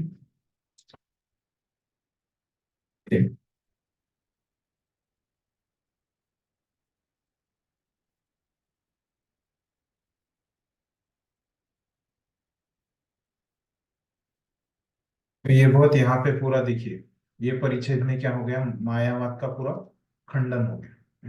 कि मायावादी लोग क्या बोलते हैं कि भगवान को रूप नहीं है, इस तरह से बोलते हैं। मैं यहाँ पे हमको प्रभुपाद ने पूरा सिद्ध कर दिया, एनालॉजिकली पूरा सिद्ध कर दिया कि कैसे भगवान को रूप है।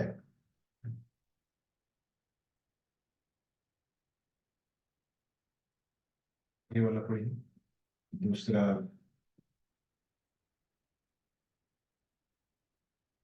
दूसरा परिच्छेद पढ़ी।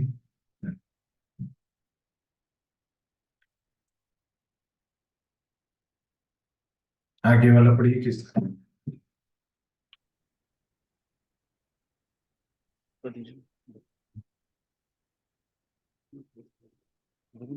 इसमें से रीड करना पड़ेगा।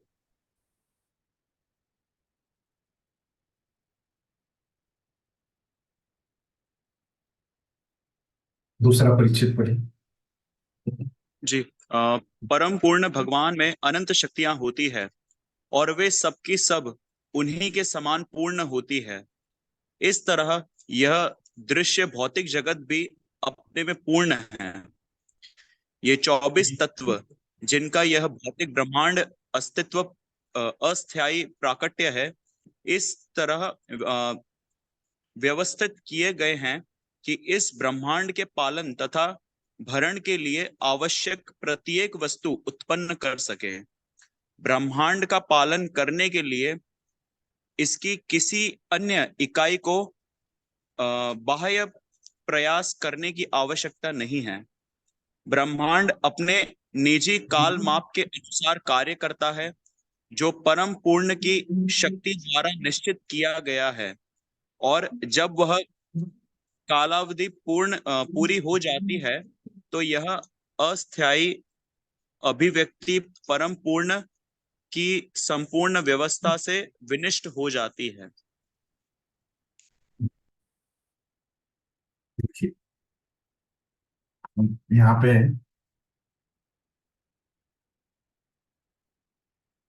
जो विषय है ना, वो किसके बारे में बोल रहे हैं प्रभुपाद, आपको समझ में आ गया होगा पढ़ के। ये भौतिक जगत के बारे में, व्यावहारिक जगत के बारे में बोल रहे हैं, है ना।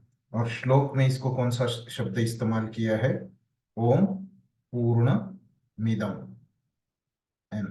ओम पूर्णमद पूर्णमिदम।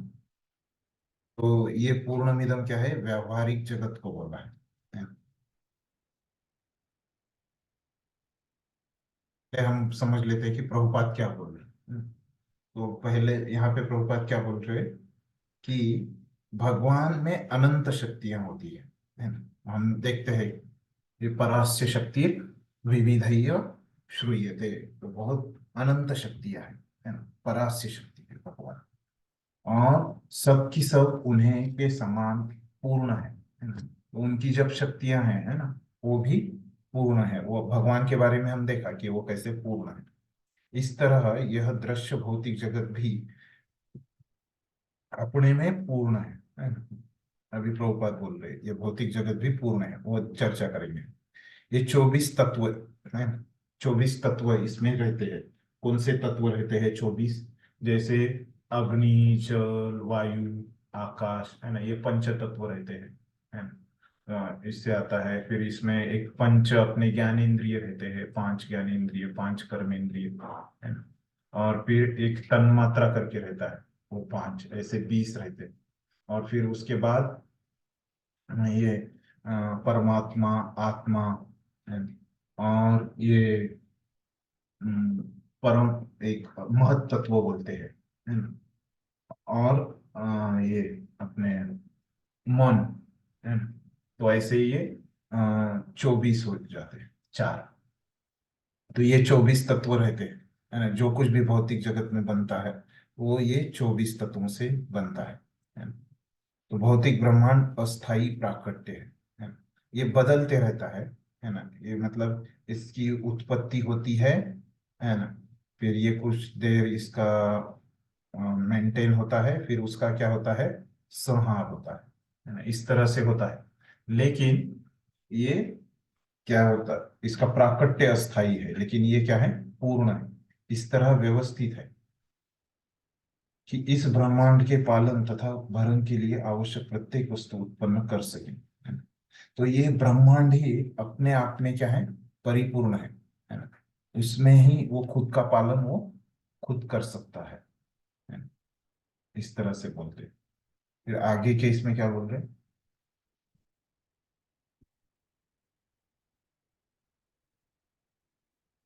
आगे बोल रहे हैं कि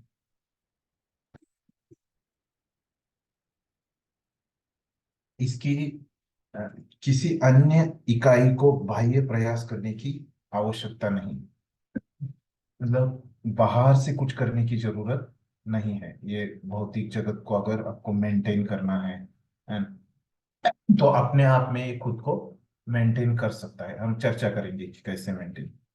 फिर उसके बाद ब्रह्मांड अपने निजी काल माप के अनुसार कार्य करता है, जो पूर्ण की शक्ति द्वारा व्यवस्थित किया गया है। तो क्या रहता है निजी काल माप, जैसे मैंने बताया कि क्या होता है कि वो कालावधि पूरी होने के बाद क्या होता है, वो विनष्ट भी हो जाता है, उसका सृष्ट संहार हो जाता है, मेंटेनेंस, क्रिएशन, मेंटेनेंस, एनहिलेशन इसमें हो जाता है ना? तो यहाँ पे अभी जो हमको मुश्किल है ना, जो प्रभुपाद बोल रहे हैं कि कैसे ये भौतिक जगत पूर्ण है ना, ये एक हमारा यहाँ पे प्रश्न हो सकता है जो यहाँ पे बताया जा रहा है। और फिर दूसरा क्या बताया गया है कि ये भौतिक जगत को कैसे मेंटेन करने के लिए किसी बाह्य प्रयास की आवश्यकता नहीं है, उसका पालन करने के लिए वो अपने आप में ही एक संतुष्ट है। ये दो विषय यहाँ पे हमको इस पे प्रश्न हो सकता है, तो उसकी हम चर्चा करेंगे। तो पहला जो चर्चा है कि ये भौतिक जगत जो है वो कैसे परिपूर्ण है ना, इसके बारे में हम चर्चा करेंगे।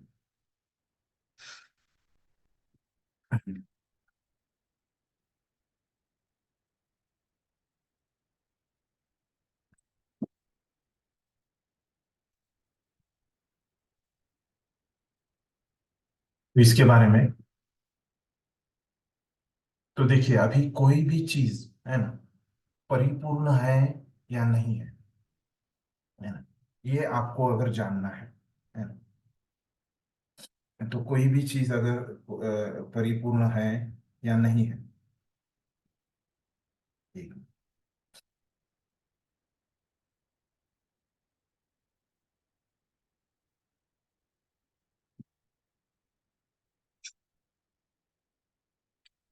तो तो समझो अभी लीजिए, ये फोन लीजिए, है ना, तो ये फोन है।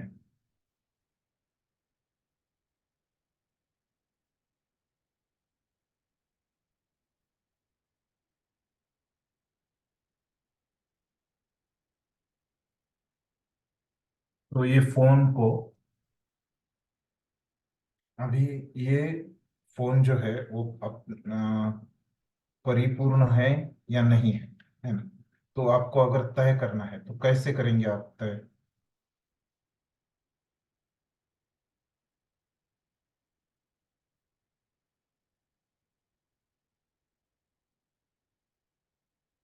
बताइए, क्या लगता है आपको? कोई, ये फोन जो मैंने यहाँ पे लिया उदाहरण के तौर, है ना? हरे कृष्णा।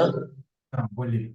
फोन जिसने बनाया है उसको पूछेंगे फोन कैसे परिपूर्ण, या फिर कौन? पहले फोन के बारे में ज्ञान प्राप्त करेंगे पूरा बाद में। मैन्युफैक्चर को पूछेंगे। हम्म। और जनरली अभी इस दुनिया में जो रहते हैं लोग, वो तो क्या बोलेंगे, हम ये मैंने बनाया है तो ये परिपूर्ण ही है, मेरी चीज अच्छी है बोलेंगे, है ना? बराबर है आपने जो बताया कि कैसे, वह जिसको उसके बारे में जानकारी है ना, उसको हम पूछ सकते हैं फोन परिपूर्ण है कि नहीं। और क्या तरीका हो सकता है कि फोन परिपूर्ण है या नहीं है, ये अगर आपको जानना है तो?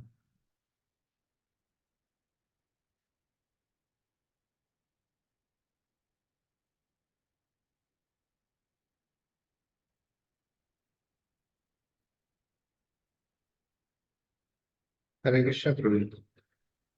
बोलिए। प्रभु जी, जैसे ये फोन जिस पर्पस के लिए बनाया गया है, क्या वो फुलफिल वो कर रहा है कि नहीं कर रहा है? जैसे उसको अगर किसी से बात करने के लिए बनाया गया है, तो उसी से क्या दूसरों से बात हो रहा है? तो हम्म, ये बराबर है जी। समझ गए सबको? ये बहुत महत्वपूर्ण प्रभु जी ने बताया कि कैसे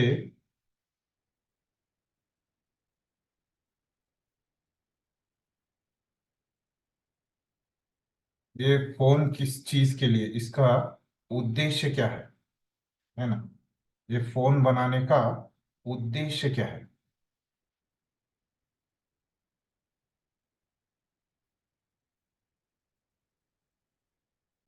किसी भी चीज की अगर आपको परिपूर्णता देखनी है तो उसका आप क्या देखोगे?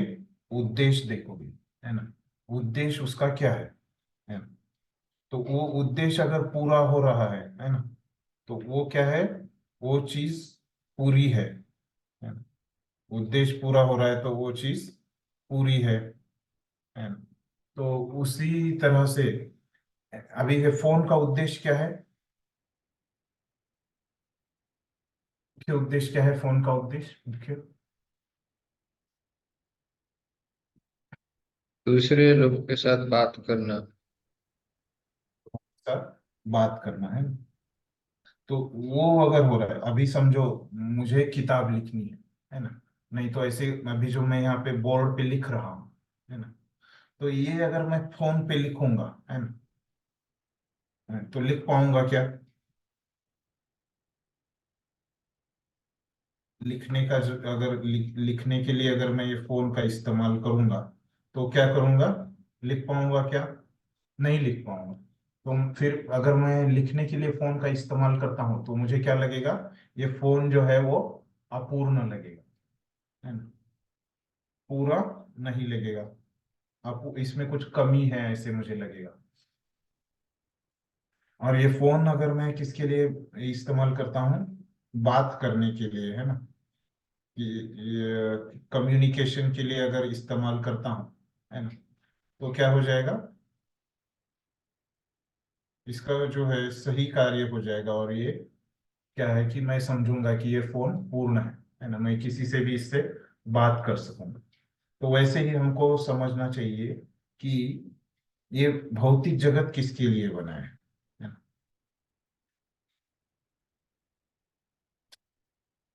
तो ये भौतिक जगत अगर हम समझ रहे हैं, है ना, ये भौतिक जगत किसके लिए बनाया है?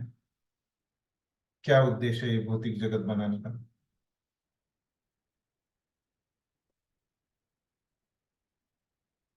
भौतिक जगत बनाने का उद्देश्य क्या है? हाँ, हरे कृष्णा। बोलिए। हाँ। मुझे थोड़ा डाउट था बस खाली कि जैसे वो फोन का आपने उदाहरण दिया ना, तो फोन का उद्देश्य क्या है वो हमको स्वतः कैसे पता चलेगा? वो तो पहले किसी को पूछना पड़ेगा।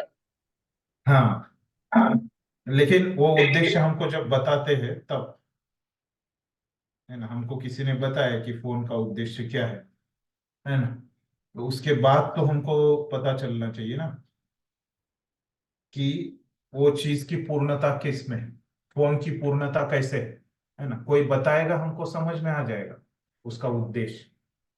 है ना? हम फिर वो हमको डिसाइड करना है ना वो चीज पूरी करनी है या नहीं करनी है। बराबर है? मतलब वो फोन अपना कार्य कर रहा है या नहीं कर रहा है ना? वो तो हमको पता होना है ना? वो हम जान के पता करेंगे, वही तो हम पूछ सकते हैं किसी को, है ना? समझ गए ना? हाँ यस ब्रो जी, लेकिन वो उससे ही पूछना पड़ेगा ना जिस जो जानता है उसके बारे में। हाँ, जानता है उसके बारे में। उनको हमने उद्देश्य पूछा तो उन्होंने हमको उद्देश्य क्या बताया कि फोन का इस्तेमाल है वो कम्युनिकेशन के लिए है। ठीक है, बराबर। वो उनसे पूछ के ही पता चला, तो अब उन्होंने हमको क्या बताया कि उसका उद्देश्य क्या है? कम्युनिकेशन के लिए है। बराबर है ना? हाँ यस ब्रो जी, ओके। तो ये फोन का, लेकिन मैं उसको अगर किसी अन्य चीज के लिए, जैसे लिखने के लिए, है ना। जैसे समझो मैं लेखक हूँ, समझिए, है ना। तो लिखने के लिए मुझे किताब लिखना है ना। तो किताब लिखने के लिए मैं फोन का इस्तेमाल कर सकता हूँ क्या? नहीं, है ना। बस मैसेजेस लिखने के लिए कर सकता हूँ, है ना। लेकिन बुक लिखने के लिए नहीं कर सकता। अगर मुझे बुक लिखना है तो मुझे क्या करना पड़ेगा? एक नोटबुक और नहीं तो पेन लेना पड़ेगा। नहीं तो किसके ऊपर लिखना पड़ेगा? लैपटॉप के ऊपर लिखना पड़ेगा, बराबर है। टाइपिंग करना पड़ेगा लैपटॉप के ऊपर, नहीं तो एक नोटबुक पेन लिखना पड़ेगा, है ना। अगर और अगर मैं किताब लिखने के लिए अगर इसका इस्तेमाल कर रहा हूँ, है ना, तो क्या हो जाएगा? वो पूरा इस्तेमाल नहीं है फोन। तो वैसे ही ये भौतिक जगत हमको, हम शास्त्रों से और हमारे सीनियर भक्तों से हमने अभी तक जो भी सुना है ना, उसमें से हमको क्या पता चलता है भौतिक जगत का उद्देश्य क्या है? हमको खुद को नहीं पता, लेकिन हमको अभी तक हमारे जो काउंसलर है, जो भी हम प्रवचन सुनते हैं, उससे पता चलता है ना भौतिक जगत का क्या उद्देश्य है। हमने जो भी पढ़ाइयाँ की है, क्या हरे कृष्ण। उद्देश्य है? हाँ बताइए। मतलब हमारा हृदय को शुद्ध करके भगवान की भक्ति करके भगवान के धाम वापस जाना। तो क्या है, संक्षिप्त में क्या है कि आत्म साक्षात्कार, है ना। हाँ। आत्म साक्षात्कार के लिए ये भौतिक जन बनाया है।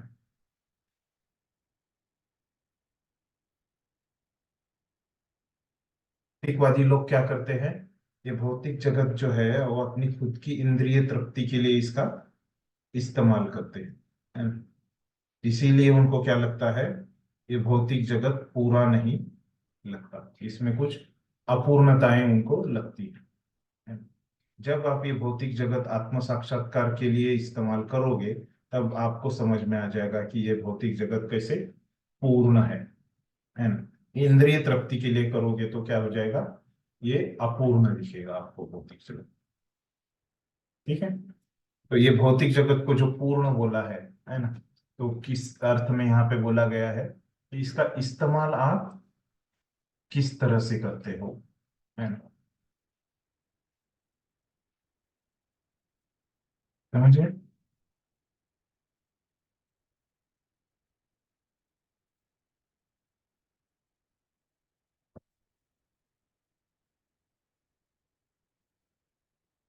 ठीक है। तो अभी देखिए, ये भौतिक जगत को प्रभुपाद क्या बोलते थे हमेशा?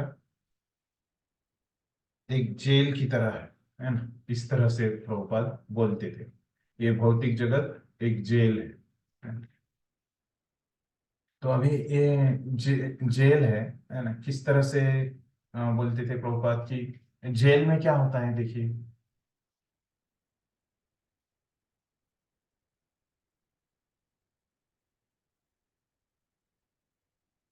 तो जेल में क्या होता है कि जो लोग सरकार का नहीं मानते, है ना, तो उनको ये जेल में डाल दिया जाता है ना।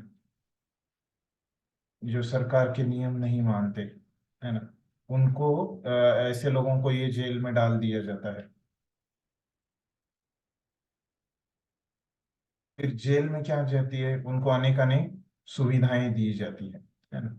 तो जेल का उद्देश्य क्या है? कि उनको एक अच्छा नागरिक बनाया जाए, उनको सजा देके अच्छा नागरिक बनाया जाए, है ना? तो प्रभुपाद उसी तरह बोलते हैं कि ये भौतिक जगत क्या है? एक जेल है ना। इसमें हमको सुविधाएं दी जाती है, हमको यहाँ पे खाना दिया जाता है ना। ये भौतिक जगत। और फिर हम हमारी जो मतलब क्या है कि मूलभूत जरूरतें है ना, वो पूरी की जाती है इस जेल में, ताकि हम क्या करें? आत्म साक्षात्कार करें, है ना? इसी तरह ये प्रभुपाद इसीलिए भौतिक जगत की जो तुलना है एक जेल से करते हैं, है ना? फिर प्रभुपाद कभी कभी ये भी करते हैं, भौतिक जगत की जो तुलना है एक अस्पताल से भी करते हैं, हम देखते हैं, है ना? तो अस्पताल में भी क्या किया जाता है? लोगों का ख्याल रखा जाता है। तो किसी लिए जैसे जेल में लोगों का ख्याल रखा जाता है, तो अस्पताल में लोगों का ख्याल रख के उसमें क्या किया जाता है? उनका शरीर ठीक किया जाता है ना, अस्पताल में। इसीलिए उनका ख्याल रखा जाता है अस्पताल में।